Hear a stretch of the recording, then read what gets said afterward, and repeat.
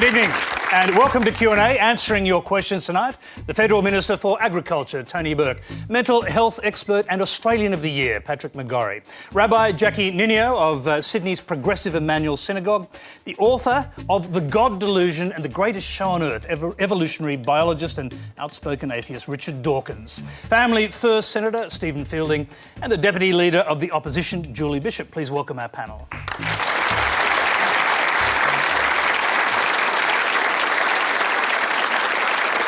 And we're also sending our best wishes to Sister Veronica Brady, who was going to be part of tonight's panel but had to withdraw at the last minute due to ill health.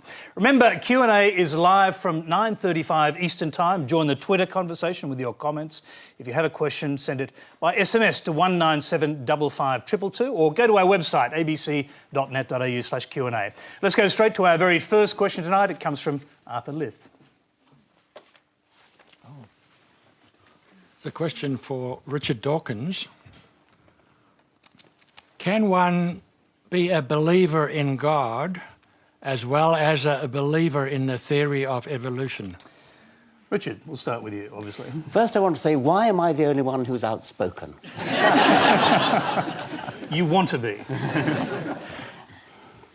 Obviously, you can be a believer in God and in evolution because the Archbishop of Canterbury is, the Pope is, at least the previous Pope was, and the present Pope kind of is almost there. And so is any bishop, so is any archbishop, so is any cardinal, so is any priest worthy of the name. So that is absolutely clear. As an empirical fact, it is easy to be both. I find it slightly hard. I have a certain niggling sympathy for the creationists because I think, in a way, the writing is on the wall for the religious view that says it's fully compatible with evolution. I think there's a kind of incompatibility which the creationists see clearly, but the archbishops and the bishops, nevertheless, they've seen the evidence. Anybody who's seen the evidence knows that evolution is a fact, and so you can't get away from it. But I think the writing's on the wall. Evidently, 40% of Americans disagree with you, and they can't reconcile their faith with the theory of evolution. The figure varies between 40–45% and has done for about the last 30 years. It's an astonishing figure, and that appears to be true. Gallup polls seem to suggest that that is true. It's even worse than that because they actually believe that the world is less than 10,000 years old. And because since the true age of the Earth is 4.6 billion years old, that's a non-trivial error. I've previously compared it to believing that the width of North America is 8 yards. Steve Fielding, can one be a believer in God as well as a believer in the theory of evolution? Look, I'm not an expert on these issues whatsoever, and I think people in Australia have different beliefs, and their faith may drive them one way or the other. I actually believe in creationism. I think the Prime Minister does as well. So, look, I suppose at the end of the day, each person will come to their own conclusion on the issue, Tony. You believe in creationism. So, because I've never heard you state this, but it's a fact, is that you believe in creationism, not evolution. Is that right? That's correct. But look, each person will come to their own conclusion, and you know. Richard, you'd like to respond? Do you believe the world is less than 10,000 years old? Look, now, do you believe that? Look, I think that there are a lot of questions in this area, and I think people will come to their own conclusion. I don't want to force people into one way or the other. You're not being asked to force. You're not being asked to force. Are you a new Earth creationist or an old Earth creationist? Yes. So, which is it, Steve? You're a young Earth creationist who believes the world is less than 10,000 years old. You're a parliamentarian in Australia who believes the world you live in is less than 10,000 years old. I didn't say that, by the way. You're saying that I said it was 10,000. OK.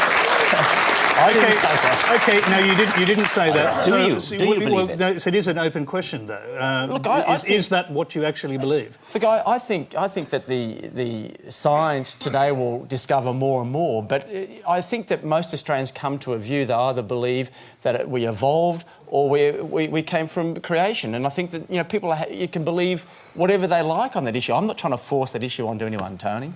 So where did human beings come from? Well, you may well ask this guy. He's got firm views on it from that perspective. In your view, I'm just interested in that before we move on. Well, as I said, I believe that people, you know, started from being created. But look, there are some other views out there about people evolving from other types of animals. And as in apes, for example. Well, look, that's what others, some believe that, yeah. Jackie, let me bring you in here because we'll come back to that, Steve. Your view: can one believe in evolution and still reconcile faith in God? Absolutely, and I think I'm in very good company, as it turns out, with many religious leaders who believe that the science is pretty clear that we evolved, but I think that there are still many unanswered questions, and I think we go to a Big Bang or whatever theory we start with, and there's always questions that we don't have an answer to. And I think for me, I answer those questions with a divine being or a God. Others will answer it in a different way, but I don't think they're incompatible at all. So your God is the person or the being which created the Big Bang that started the whole process and then stepped aside. Is that the way it is?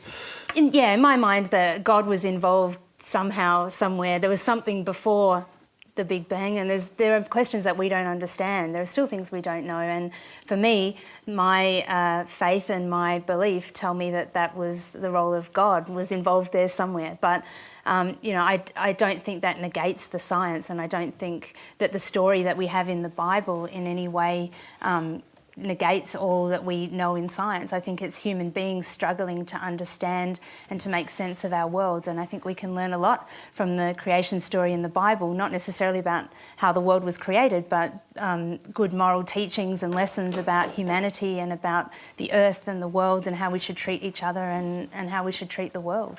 Tony Burke. Go back to the original question: can one be a believer in God as well as a believer in the theory of evolution? Oh, the simple answer to that's yes. I should add, I've spent my whole political career avoiding ever making a comment on religion, and you bring me here tonight. Welcome to our panel. I can't for the life of me see where there's a conflict there. I just can't. Julie. Evolution and faith can and do coexist, and I think many scientists and theologians are able to reconcile their belief in evolution and the scientific fact and theory, and also a belief in a higher being. And I understand the evolution side of it, amino acids to proteins to molecules to cells to organisms, and then to a creature that has the brain power to question its own origins, that is man. But as Pope Benedict did say, he said it's absurd to suggest that these should be presented as alternatives, that is, evolution or faith. And in fact, they can coexist. They don't have to exclude each other. And who answers the imponderable question, well, where did everything come from originally? I mean, where did the original amino acid come from? So I think there's room for both, and they have coexisted happily in Australia and will continue to do so. OK, well, there's a question down the front. I'm going to come to you in a moment, but first of all, we've got a question that draws in Patrick McGorr, and I'm going to go to Dan Anderson first. There's Dan.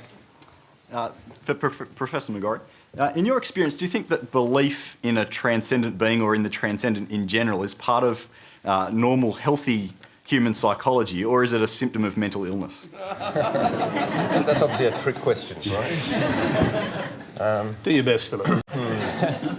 Well, look, I've looked after a lot of people over the last 20 or 30 years who have had very significant psychiatric disorders, and it's quite common for religious themes to actually manifest within the context of their symptoms. So, religion and mental health do coexist in that way. But clearly also spirituality is an important part of positive mental health. So I think there's two sides to this coin, and I think the question, we could talk about that for hours, really. Let's go back to Richard Dawkins. I mean, you refer to belief in God as the God delusion. I'm wondering whether you think that spirituality may have a positive psychological benefit, as the questioner implies. No, I don't think it has a positive psychological benefit. As to whether religious belief is a mental illness, I don't think it's fair to call it a mental illness because so many people actually do it. On the other hand, I think we could say that if you met one person just one person who claimed to believe some of the things that religious people as a whole claim to believe, you would think they were suffering from mental illness. It's just because so many of them believe it that we treat it as normal. But if you actually met somebody who said he believed that water could turn into wine, a man could walk on water, that a man could raise somebody else from the dead, you'd say, well, put him away. But because so many people believe it, you take it seriously. OK, I'm told we've got a question come in, a web question. It's from Cassandra Devine in Victoria. It's to Richard Dawkins. Why do you feel the need to express your views so stridently when they're not always welcome? Isn't it rather like going around to playgrounds and telling children that Santa Claus isn't real?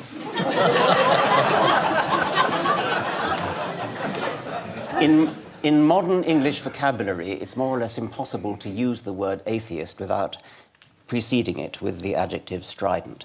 They simply go together. I am not strident. I'm no more strident than anybody else. Now, is it like disillusioning children about Santa Claus? The weird thing is that children manage to grow out of Santa Claus and for some reason...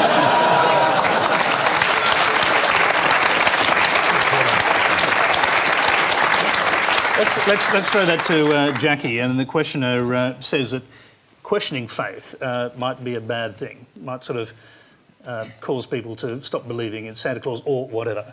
I think we have, as people of faith, we have an obligation to question and to continually be understanding and reinterpreting and trying to find meaning within our tradition. And I can say for myself that what I understand and believe about God now was not what I understood and believed about God when I was 10, and it's not what I understood when I was 5, and it won't be what I understand when I'm 90. I think that it's an evolving process to understand God and what God is and how God is in the world. And Here's the interesting thing, you keep reinterpreting God as you get older by the sound of it. Do you ever consider that perhaps God doesn't exist?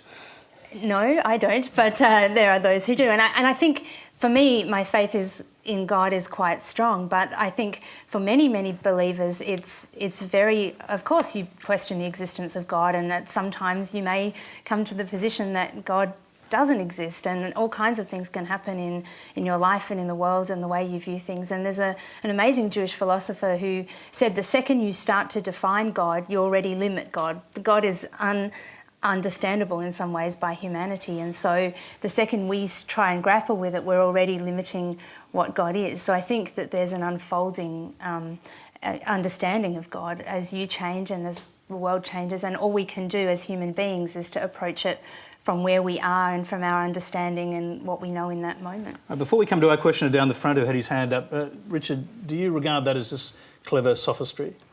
I was wondering what on earth it meant, I must say. I prefer clever sophistry myself. OK, we did have a question down the front here, and I'm going to go to you. You had your hand up. Yes, my question's for Professor Dawkins.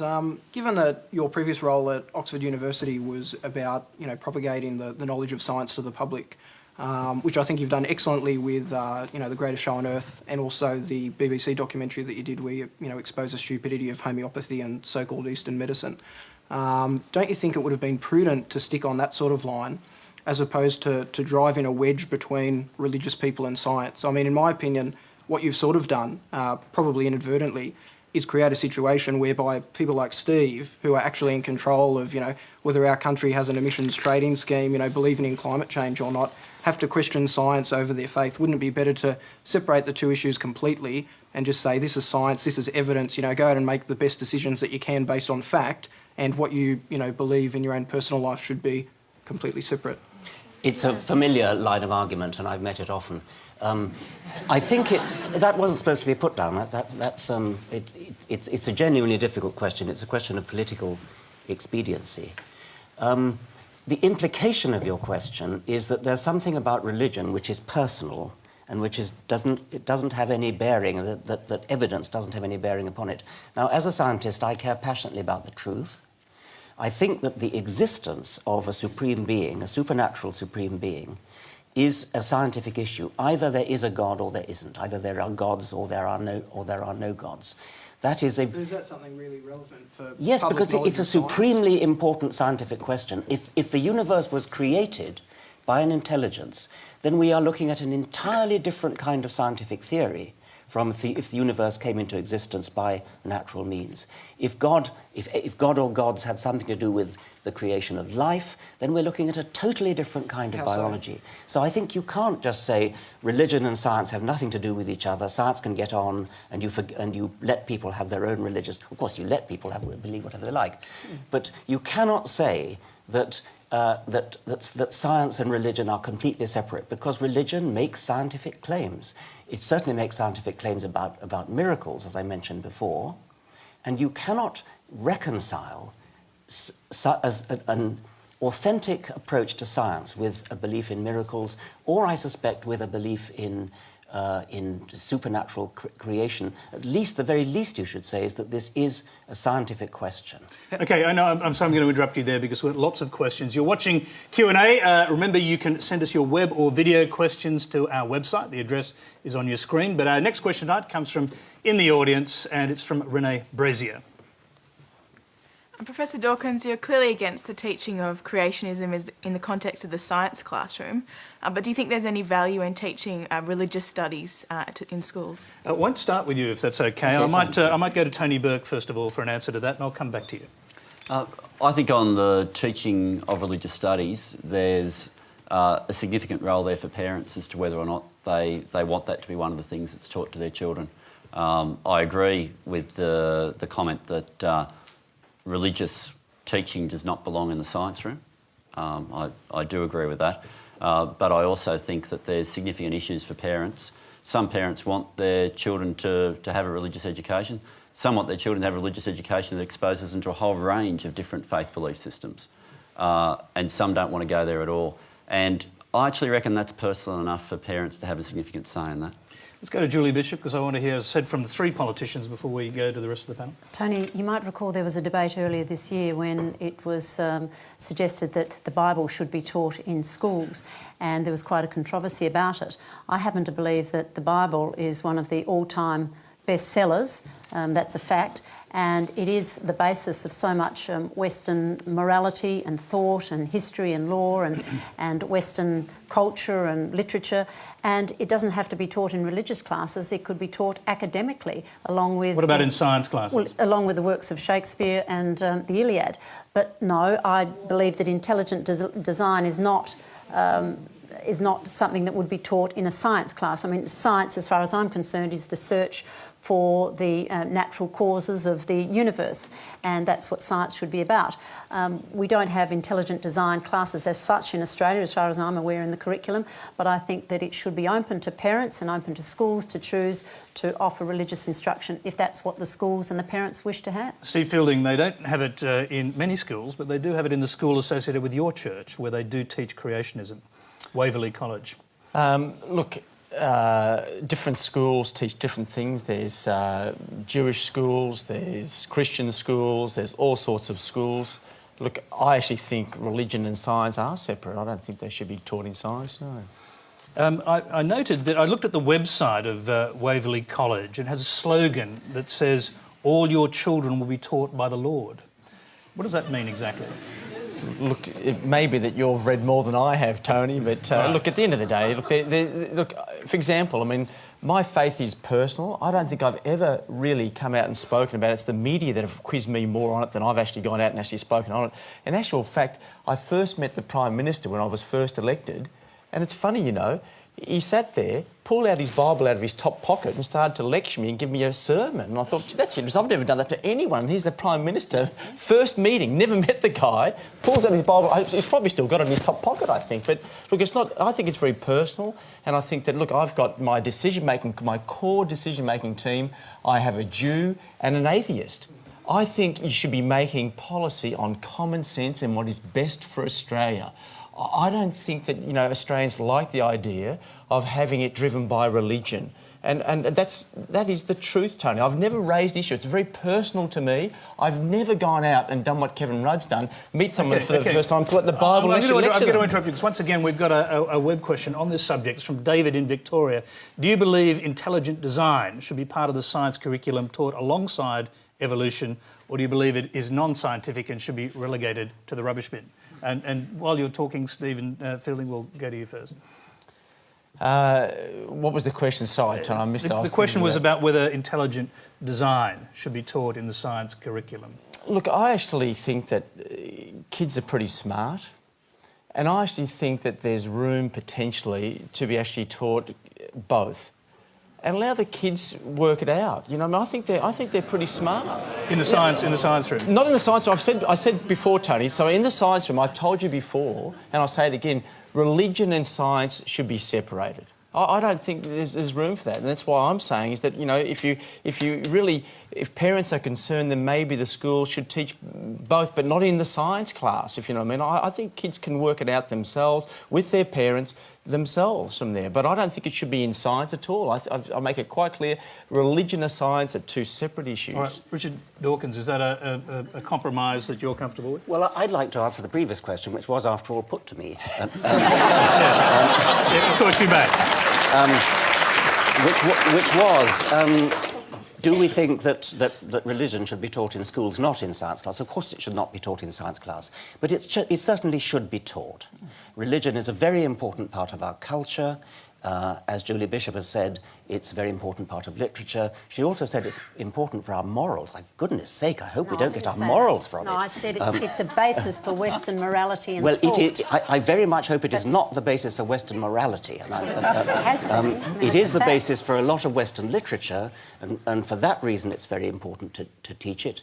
You can't understand European history without being steeped in religion, because so many of the wars were about it. But there's another very good reason for teaching religion, comparative religion, which is that children will then learn that there are lots of different religions, and they're all incompatible, and they can't all be right. And so what is I think actually rather wicked is taking children who are too young to know and teaching them, you belong to this religion. You belong to, you're a Catholic or you're a Muslim or whatever it might be. That, I think, is wicked. What you should say is, there are people called Catholics and they believe this, there are people called Protestants, there are people called Muslims who believe that, people called Jews who believe the other. That's important, that's worth teaching. Let children make up their minds when they're old enough, but don't tell children that they belong to this religion or that.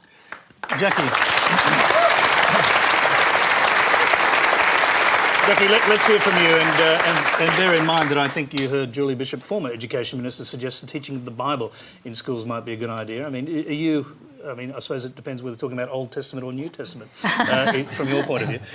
Yeah, I think that there are many religious beliefs, and I think it's really important, maybe for some of the reasons that Richard suggested, to be able to let people know the beliefs of various religious communities. And I think that it's really important in order to break down the misunderstanding and the prejudice and the division that happens between people, when instead of seeing actually the differences between religions, that teaching about them can actually find a lot of commonality as well, and a lot of places where we do agree and we do see things in the same way, but not just teaching religion. I think we should be teaching other moral bases of thought and other philosophy as well. And I think on the point of not telling your children what religion they are, I think we have an obligation as parents. We're raising our children, we're making decisions for them all the time, and I think this is... Are you all worried that in religious schools children get indoctrinated, which I think was one of the points Richard was making? Well, I don't want to speak for all religious schools, but the ones I know, I don't feel they're indoctrinated. I think there's a very... Well, I don't know. The ones that I know, there's a very healthy spirit of questioning and a lot of opening for children to question what's going on and to question belief and to ask and to not necessarily follow their parents. And you're right, if they come to an age and a time when they decide that philosophy or that religion is not for them, then they're not going to remain part of it. But I think, as a parent, I would want to be giving my child a firm foundation in my beliefs. All right, let's hear what Patrick thinks about this. Teaching religion in schools, you're comfortable with it? Are there limits? Where do you set them? I thought you were going to let me off the hook, Tony. Now we want to explore who you are. Yes, yeah. Well, look, I very much agree with what Jackie and Richard have been saying about the value of teaching comparative religion. I've seen that in my own children. They went to a nominally religious school. It was of one particular denomination, but it was extremely liberal, and they certainly didn't teach any religion in science classes. They taught it in a comparative religion way. My youngest son learned a lot about Islam through that process, and and really notice the common features actually with other major religions. So I thought that was really valuable for him to do that. But I certainly don't think intelligent design should be taught anywhere, really. Okay, you're watching Q&A, the live and interactive forum where you get to ask the questions. Our next question comes from in the audience. It's from Hamza Qureshi. My question is for Professor Dawkins. Considering that atheism cannot possibly have any sense of absolute morality, would it not then be an irrational leap of faith, which atheists themselves so harshly condemn, for an atheist to decide between right and wrong?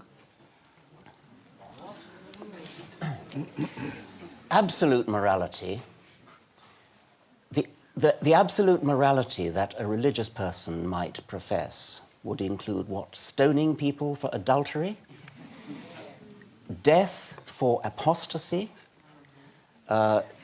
punishment for breaking the Sabbath. These are all things which are religiously based absolute moralities. I don't think I want an absolute morality. I think I want a morality that is thought out, reasoned, argued, discussed, and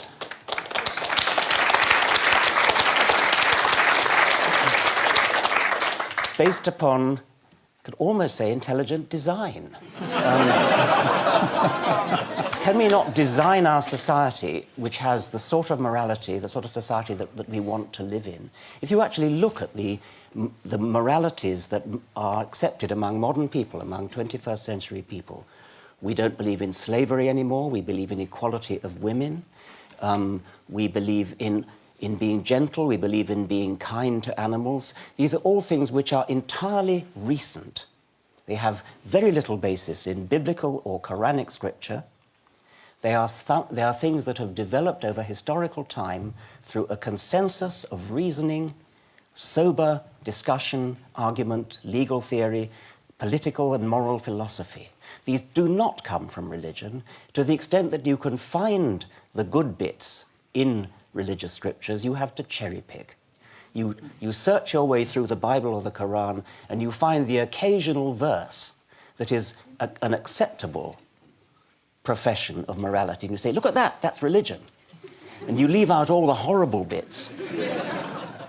And you say, oh, we don't believe that anymore, we've grown out of that. Well, of course we've grown out of it. We've grown out of it because of secular moral philosophy and rational discussion. Tony Burke.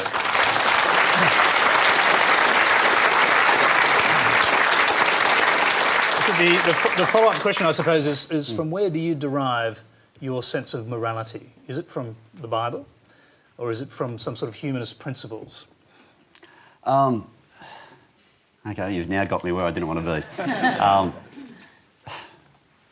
I guess for me, and Richard can say it's cherry picking, the concept a couple of thousand years ago from a bloke who my faith follows that says even if someone's your enemy, you ought to love them. For me, that's a fundamental part of how people should interact with each other ideally. Fundamental. And I reckon a lot builds from that. And some of the principles that build from that aren't that different from the best humanist principles that Richards want to cherry pick.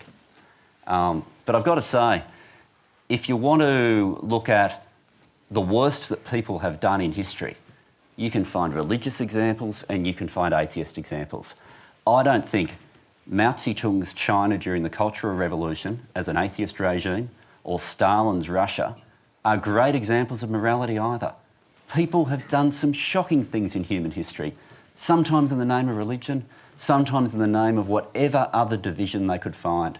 But to say that that's an argument against religion, I don't think matches the level of logic that Richard's demanding of everyone else. Can I just interrupt you there, because I think what was raised by Tony Burke was obviously the Sermon on the Mount, the Beatitudes, which does provide a kind of moral template for a lot of people. I mean, turn the other cheek, love your enemy as yourself, blessed are the peacemakers, blessed are those who are persecuted because they stand up for what's right, etc. The meek shall inherit the earth. Those are principles you could take as a humanist, as moral principles, are they not? I'm delighted to cherry pick those. Jesus said some wonderful things, and the Sermon on the Mount is terrific.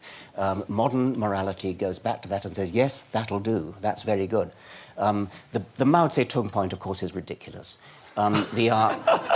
Every religious war's not, come on. No, the difference is this. We are not counting up the number of good things and bad things that have been done by people who happen to be religious or who happen to be atheist. We're looking at whether there are religious or atheistic motives for doing good or bad things. Is there a logical pathway that leads from religious faith to doing bad things? Sure as hell there is. Is there a logical pathway that leads from atheism to doing bad things? No, you cannot make a logical pathway that way. Nobody would ever say, because I'm an atheist, I'm going to kill somebody. You could very well say, because I am a Christian, I'm going to go and kill Muslims. Because I'm a Muslim, I'm going to go and kill Christians. This is something that's happened throughout history. Nobody has ever said, because I'm an atheist, I'm going to go and kill somebody. OK, we've got a questioner down the front here. And just wait a moment, we'll come to you straight away. Professor Dawkins, thanks for your presence here. I think there's a very obvious flaw in the logic that you've used there. You seem to conveniently forget that many of the wars that have been fought in recent years, and indeed the most controversial ones, they have been this direct result of the desire to spread these values of capitalism, these values of democracy, which essentially are exactly what you are against in one way, shape or form. So whether it's spreading democracy or spreading capitalism or any of these ways of life, or a few decades before spreading communism or whatever, it has to be faced up to that these ideologies were what people used to advance wars, to advance persecution and oppression. So how can you possibly say that it's only in the name of religion that these sorts of acts have been done when clearly the reality is the exact opposite? I never said that. There are plenty of other ideologies. Ideology is what motivates people to do these things, not atheism. Communism could well motivate. Nazism motivated people to do these terrible things. These are things that people believe as a matter of faith, not religious faith in that case, but faith, whereas atheism is not that. OK, I'm going to go now to another question from the audience. It's from Andrew Collington. My question's to Senator Fielding. You're courageously open about your religious and moral beliefs. As a believer in God, do you accept the Bible as the Word of God? And those who participate in homosexual behaviour ought to be shunned or put to death as the Bible demands? Or do so-called moderate Christians simply choose to ignore the Word of God in this case, picking what passages they feel best suits social trends of the day? Look, I'm certainly not fearful of gays.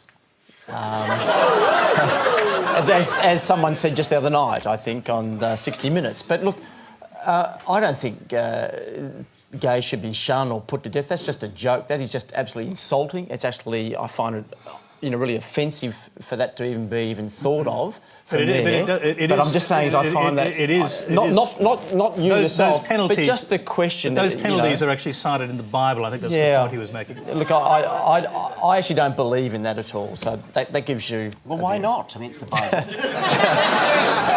How do you decide? Senator, do you find God offensive? The Bible is a text some 2,000 years old. You've got the Old Testament, which, the stories in the Old Testament are fascinating, they're intriguing. The New Testament tells the story of a man who tried to do good things and who began this movement, Christianity, that is still with us today. He must have been an outstanding person, let's face it. But the beauty of the Psalms, the message behind the parables, doesn't mean that you have to be absolutely wedded to each word.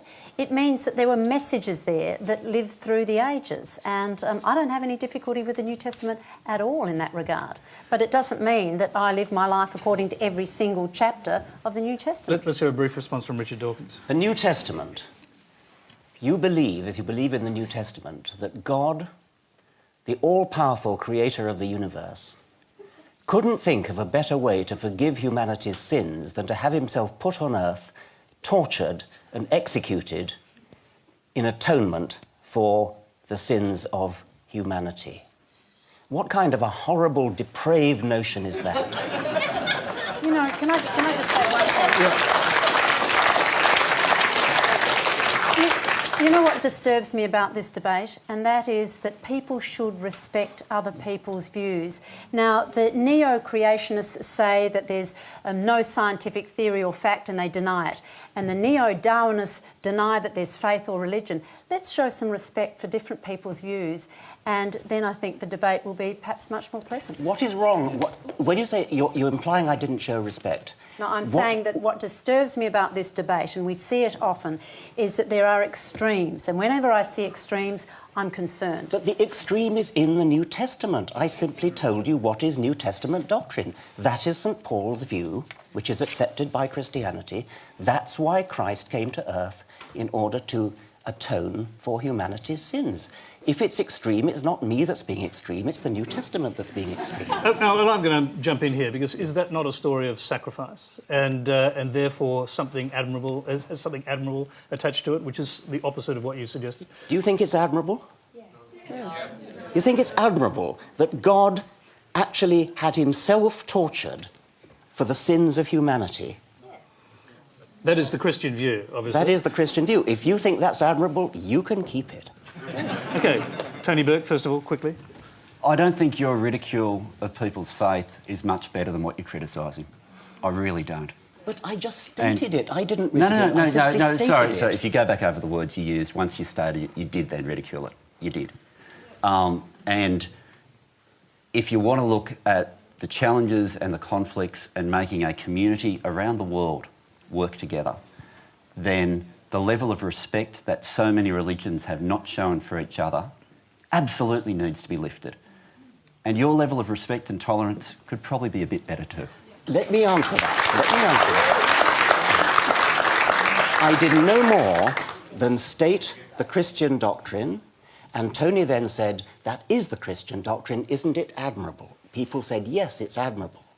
So how is it disrespectful if I simply state what it is and half the audience think it's admirable? What's disrespectful about stating it? Press rewind, hear your own words. You have changed them. OK, I'm sorry. I'm going to bring in our other panellists quickly to respond to this, and we'll start with Patrick. Your thoughts? Well, I find the whole discussion a bit frustrating, I've got to say, because I'm immersed in the real world. This is very intellectual stuff, you know. I'm thinking about the people that are being tortured these days, you know, and, you know, what's happening to them. So I think, it's on a whole lot of different bases. I would say ideology rather than faith is the driver of it. When you could say faith is a kind of ideology, as Richard probably agree with that. That's the problem. And we've got, you know, millions of people around the world that are still suffering these days. Slavery only went out about 100 years ago. We've still got torture. All of these social evils are still with us. So what are we doing about it? I'd like to talk about more practical things. That's my tendency.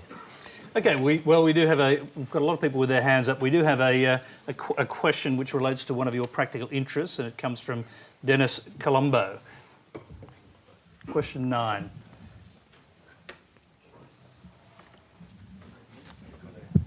Where's Dennis? It's a different kind of question, Tony. My question is, both political parties, the Coalition and Labour, have been severely criticised about their handling of the boat people, asylum seekers. I'm wondering if the non-politicians in the audience have got some insights into how they think we should go about it, and perhaps lead us in a fresher direction. Patrick, let's start with you on this. Well, this is a subject very close to my heart. I've worked with asylum seekers and refugees since the late 80s.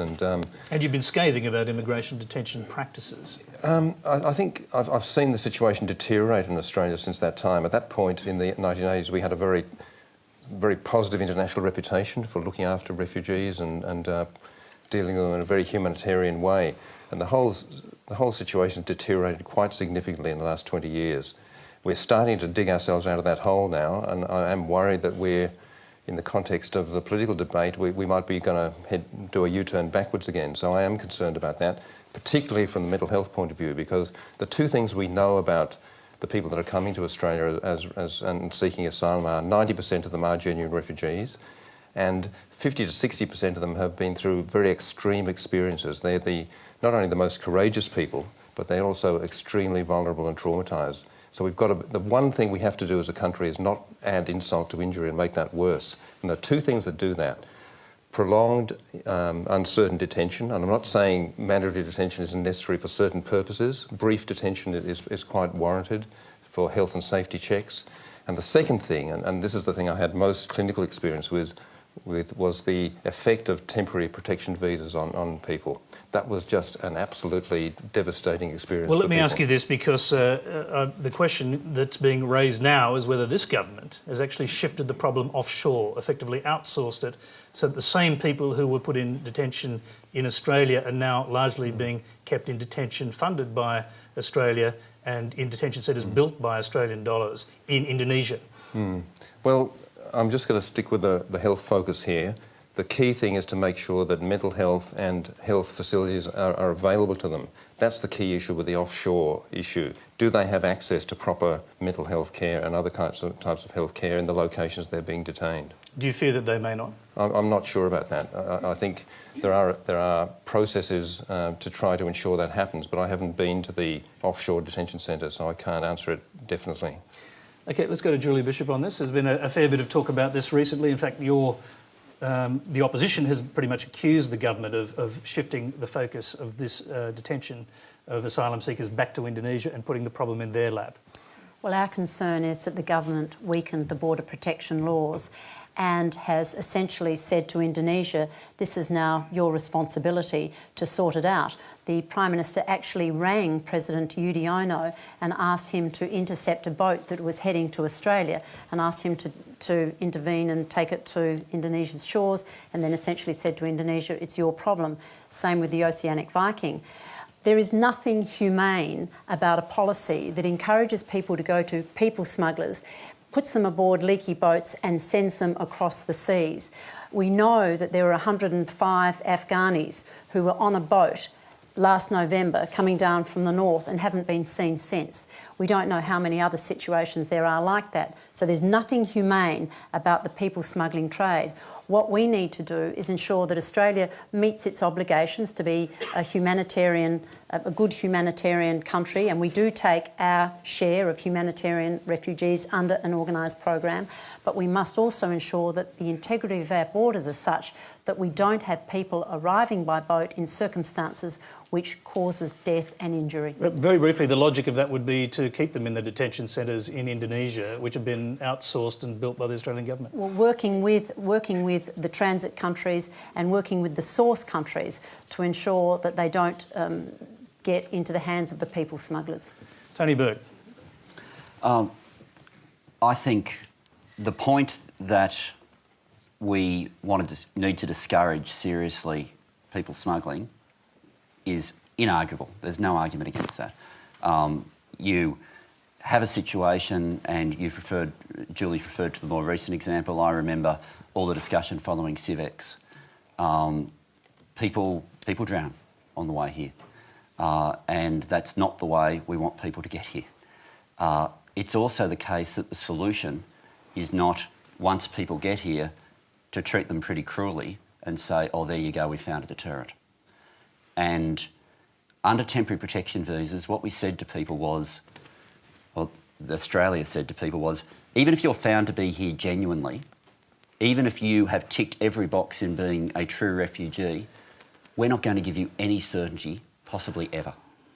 And that brought down mental health consequences which weren't in their interests, weren't in Australia's interests, and I really hope the opposition's not serious about wanting to bring them back.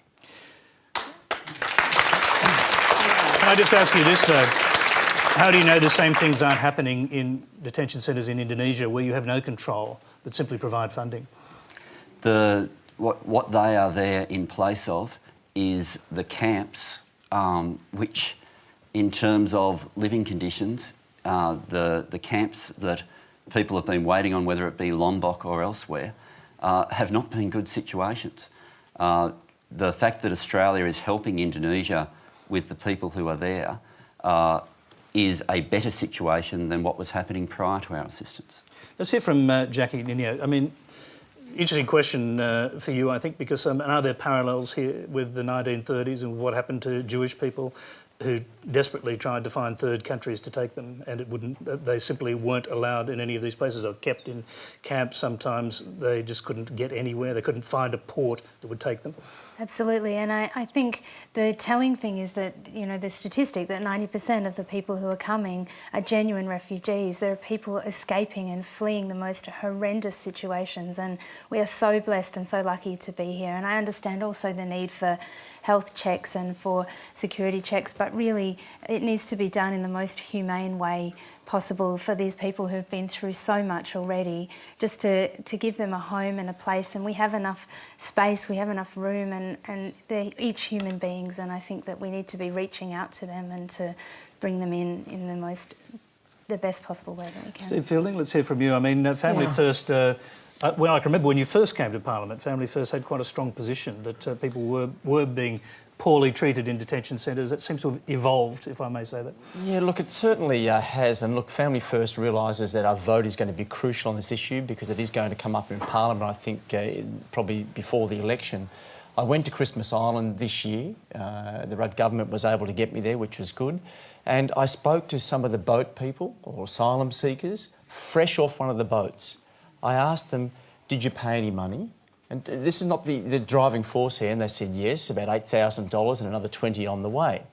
Now, I said, well, how many actually make it to Australia? And they, out of 100, about 20 get through. And I thought, blimey, that's a lot of people that people smugglers are playing on people's minds. Some get detained and some are actually killed along the way and some actually die along the way that nobody hears about. Now, this is a real issue.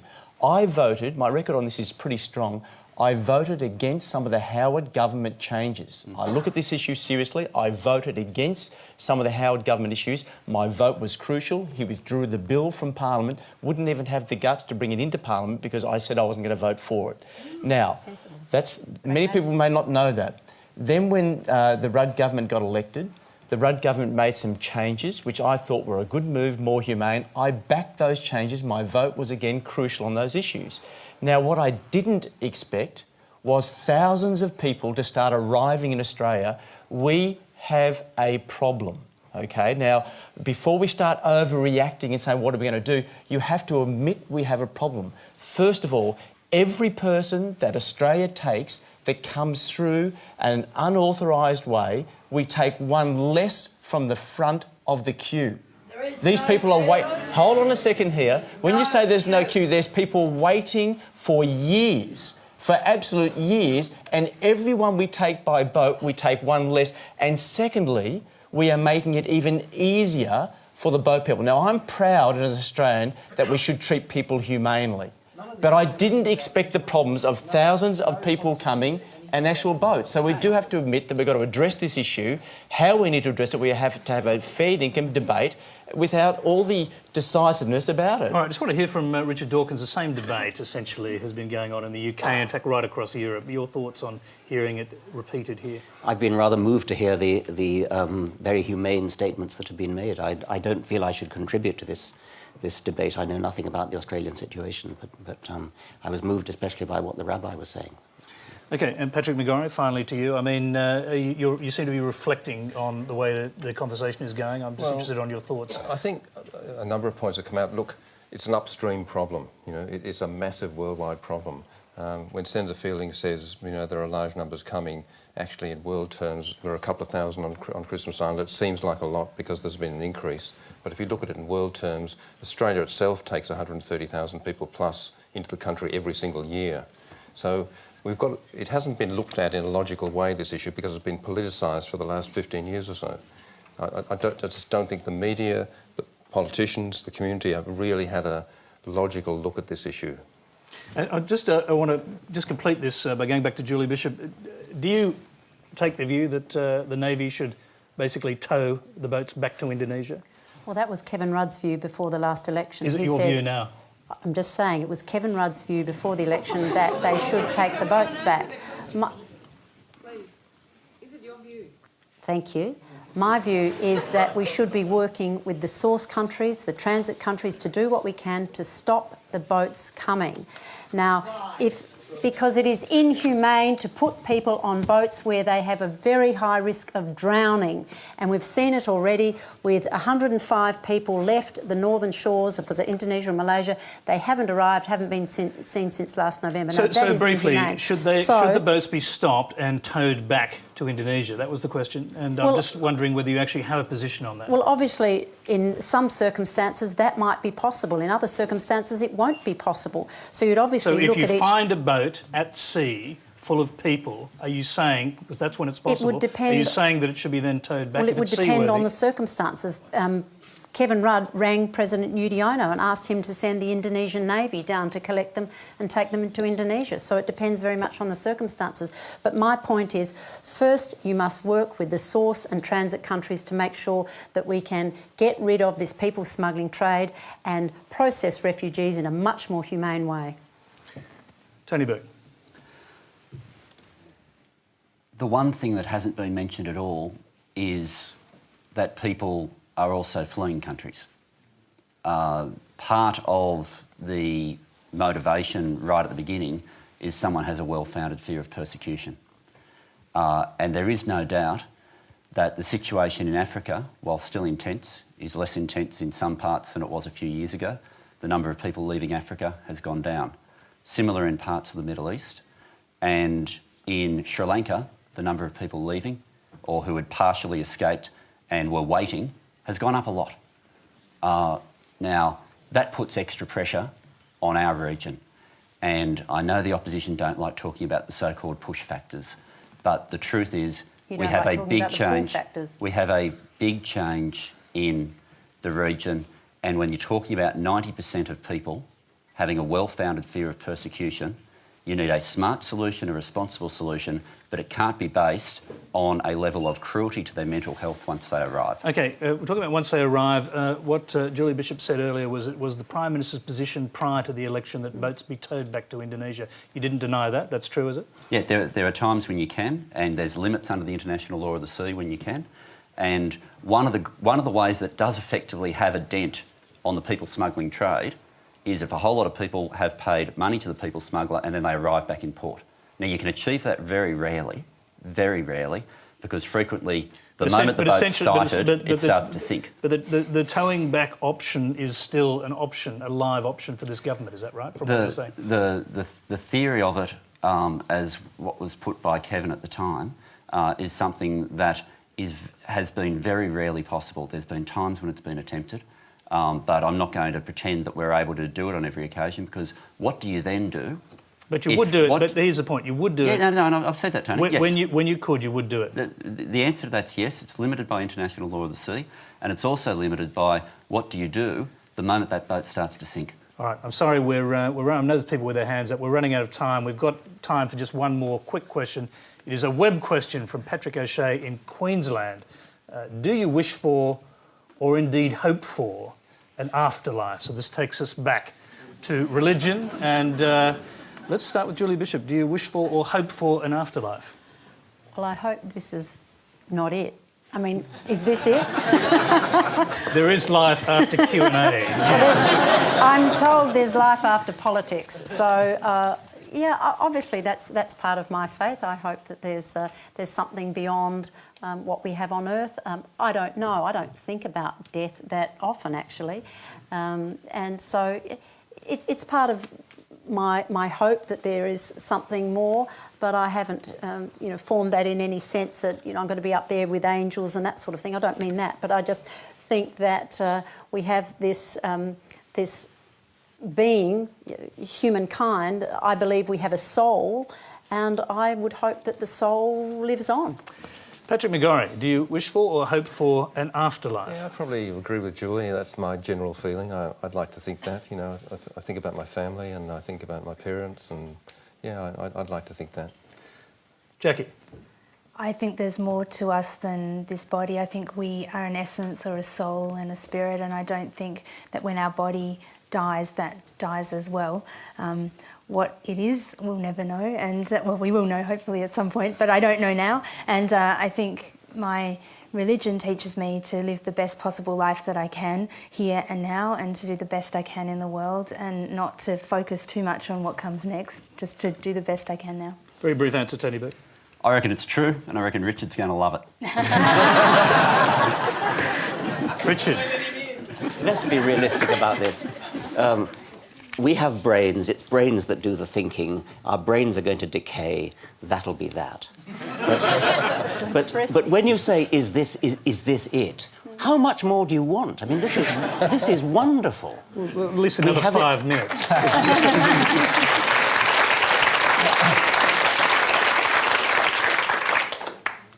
So you don't wish for an afterlife?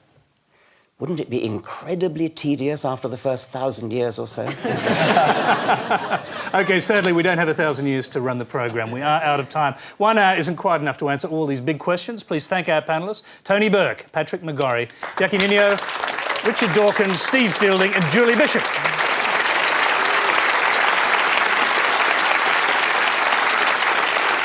OK, next week, the battle of the columnists. Outspoken Conservative Miranda Devine, anything but Conservative Catherine Devaney, politics lecturer Waleed Ali, Parliamentary Secretary Bill Shorten and Shadow Minister for Health Peter Dutton. So look forward to another fiery discussion next Monday night when we return.